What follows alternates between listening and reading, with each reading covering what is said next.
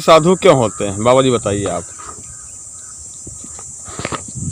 अघोरी इसलिए होते हैं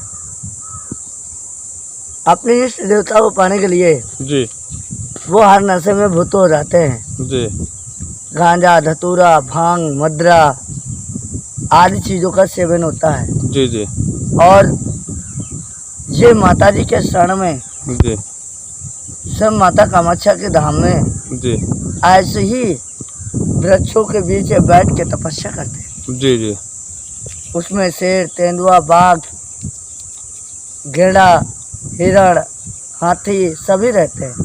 जी पर अघोरी अपने नशे में ही भूत रहता है। जी ऐसे जंगलों में अघोरी अपने आप को खुद ही पा करके भूत हो जाते हैं जी और वहाँ मस्ती से आनंद लेते हैं। जी उनसे किसी दुनिया से लेना देना नहीं रहता है। जी वो सिर्फ अपने माँ के ध्यान में नशे में भूतों के लीन रहते हैं।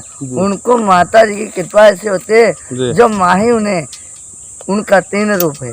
जी एक तो कामाख्या माता जिसकी यौन की पूजा होती है, जी दूसरा शेरा वाली, जी तीसरा खुद के वो भवानी माता है जी जी जो महाकाली आदि शक्ति के रूप में जी माता ने अपने आप को अर्पण कर दिया। जी जी जैसे कि सीता की शादी में जी माता आदि शक्ति के रूप में, जी काली के रूप में जी यदि वो आते ना जी तो माँ का अपमान होता जी और भगवान राम का विवाह में खंडित होता। जी इसलिए रावण उनकी शक्तियों को जीत चुका था।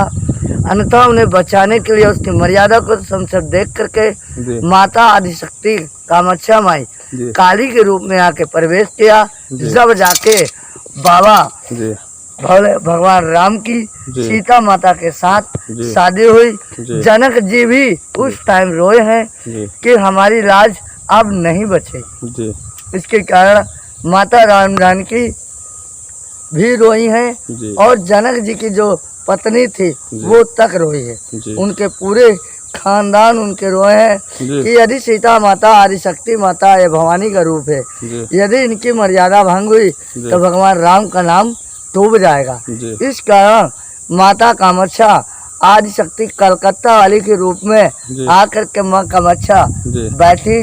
वहाँ पे माता का भी अस्त गिरा।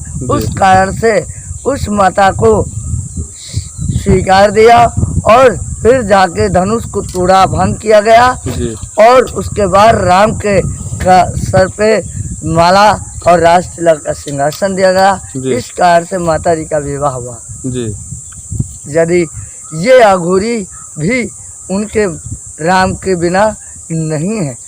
क्यों? क्योंकि शंकर जो होता है वो राम के बिना नहीं है और राम शिव के बिना नहीं है। राम और शिव एक है।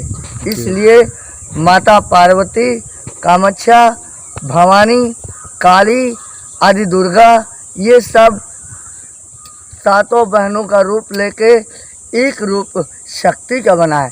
इसलिए अघोरी माता कामाख्या ऐसे वनों में घूम के और इस ऐसे घने घने जंगलों में ऐसे ऐसे पशु पक्षियों में बैठ के माता कामाख्या अपने शिष्यों की रक्षा करती है। उनके द्वारा हमारा सबका सिद्धि रूप प्रकट होता है। उस जगह पे धूना लगा के माता को याद किया जाता है।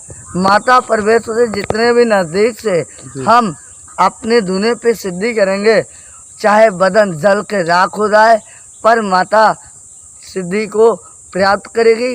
इस कारण से वहाँ अघोरी प्रकट हुए। जी बोल कामाख्या मैया की जय।